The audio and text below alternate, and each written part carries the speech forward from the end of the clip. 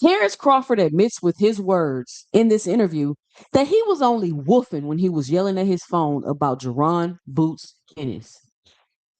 What's up, everybody? I'm Jay, and this is our 2 cents, where we talk everything flicks, and everybody's entitled to their own opinion. In today's video, we will be doing a live reaction to this interview with Terence Crawford, where he speaks about his future and his future in boxing. But before we do that, make sure you punch that like and subscribe button, and make sure you let me know your 2 cents as I go throughout the video. Be sure to help support the channel by hitting a $ Cash App at 2 Cents Boxing, or hitting the heart with the $ and just leaving a special thanks below. Let me know you enjoy the content. Let's get into this.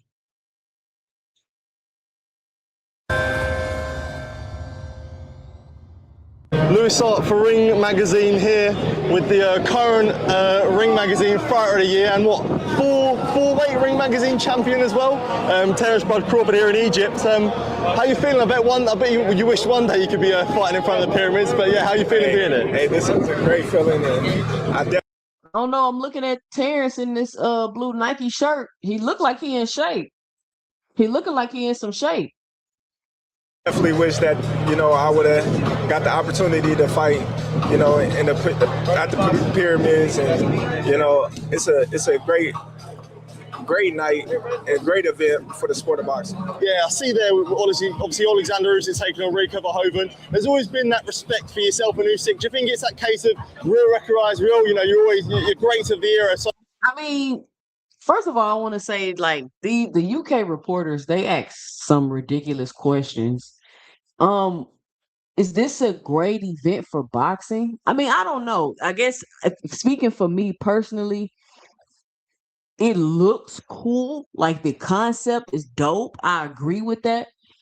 But I don't think, at least for me, at least, maybe other boxing fans, like, I don't think this is gonna be one of those things that's just imprinted and implanted in people's memory, like on some Rumble in the Jungle type stuff. But that's just my 2 cents. That's how I feel. Y'all let me know and drop it below y'all 2 cents. always nice to have that respect between yourself and Usyk. Yeah, of course, I respect all fighters. It takes, a lot of heart and guts to get in that ring and perform, time after time after time. So, me and Usyk, we always respected each other from day one, and I'm looking forward to supporting him come Saturday. Yeah, what do you think about his fight against Rico Verhoeven?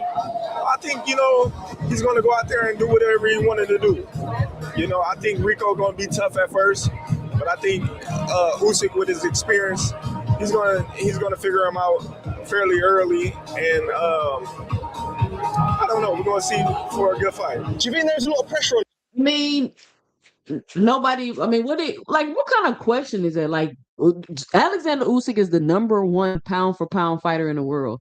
So asking how you think the fight gonna go. Like, what do you mean? You telling me somebody finna come just from kickboxing and beat the #1 pound for pound fighter in the world? And I know how people feel about the fight, and I'm gonna get my 2 cents about the fight. Come to my Sunday review show today at 3 o'clock, and I'm going to tell y'all how I feel about the fight. But I just think that's a crazy question to keep asking professional fighters. Usyk, because he's got a lot to lose against a guy who's never really boxed before. He used to the pressure. You got to understand, like, Usyk been having a lot of pressure on him since the Olympics, since winning the Olympics, since going up to heavyweight and beating Fury, and all the things that he's been doing in the ring. So he's used to the pressure. Shout out to Usyk. Shout out to him. Shout out to him. But y'all know I gotta pause it because I'm doing a review. Y'all be sure to leave a special thanks below. I don't know if Ring gonna demonetize me or whatever they're gonna do because I'm reacting to their stuff. If I'm gonna have to fight with them and all of that, but shout out to Usyk. Let's go. There's no pressure for him. Go watch about Richard Torres and Jamal Talley on the card as well. All B&B boxing. Yeah, good to see the gym. I'm sure you'll be supporting the gym on Saturday night. Of course, I'm happy to see Richard, getting his just due. Wish him the best, and I think he's gonna shock a lot of people come Saturday. Are you getting sick of people keep asking if you're coming back or not yet? That's the part of the boxing when you retire with a lot of left on in the tank. They want you to come back, but for me, I don't have. First of all, Who's asking Terence Crawford to come back? To fight who? He can beat up everybody. Like, I don't understand why would anybody be excited about Terence Crawford coming back. Unless he's gonna fight Boots. Other than that, who would people want to see him come back and fight? And if you're not gonna come back and fight, don't scream and holler at other fighters like you are. I have nothing to prove. I don't have nothing to gain. So therefore, I'm happily retired. So there's no part of you has that hunger. Like, do you still have that hunger? Would you say, like, do you still have that itch? Like, there's no itch. Like, listen, my thing is, don't give them everything. Leave with something. That way, you have it for later on for something else.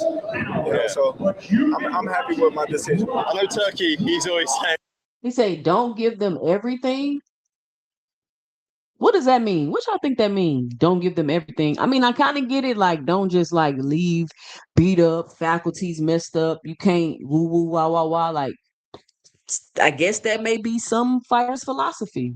Don't give them everything. And some fighters' philosophy is like, shit, I'm finna go out on my shield. Like, it is what it is. But obviously, that's not his mentality.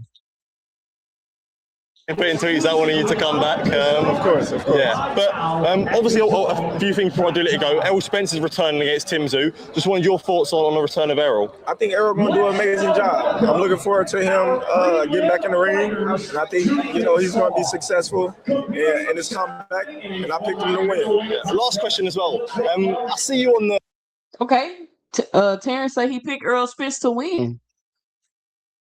T say he picked Errol Spence to win. Now, Terrence is not about to bite his tongue. I honestly believe if he felt like Errol was going to lose, he definitely would have said that. He for sure would have said that. So maybe Terrence knows something about Errol that we don't, as far as his comeback is explained. Maybe he knows something about the state that he was possibly in before he took the break, and maybe he knows how the break affected him in a positive way that he'll be able to come back and beat Tim Tszyu. So we don't know. So he feels like Errol Spence can come back and win a fight. Like, I think that might have been like, I don't know. I've heard him say nice things about Earl a few times, but I've also heard him take shots. So nigga Terrence, he like a Sour Patch Kid. As soon as you think he cool, he finna do some BS. What's it? $1 million worth of game podcast talking about Boots Ennis, saying that you'd end his career and whatnot. I don't want to talk about that, man. No. Why you don't want to talk about it, Terrence? Why you don't want to talk about it? You was just screaming at your phone about how you would end his career, you would knock him the F out. You try to, what do you mean you don't want to talk about it? Of course people are about to ask you about it. Look how upset you got. Look how upset you got. Do I need to run the tape? Or does this need a longer video? Does it need because I really could break this down and chop it up. You got upset about the situation. You yelled at your phone. You said you could knock him out. You said you could beat him. All of that just to be like, nah, I ain't coming back out of retirement. See, let me think. Let me tell you what I think is happening, right? I think they're trying to play some head games with Boots. I don't know why they're doing it, but I think they're all doing it collectively. Devin, Bill, Crawford, Bernie, that whole little clique over there.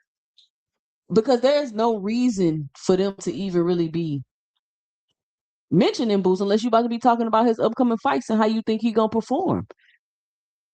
We don't have to keep mentioning Boots and Crawford's name together. Crawford is retired. They're not going to fight. So it's fine. It's fine to me, in my opinion, just to give my 2 cents. It's fine if the fans keep trying to put them together and do all that. Or if the people interview and keep asking Boots questions and he yeah, I could do this. I think I could win.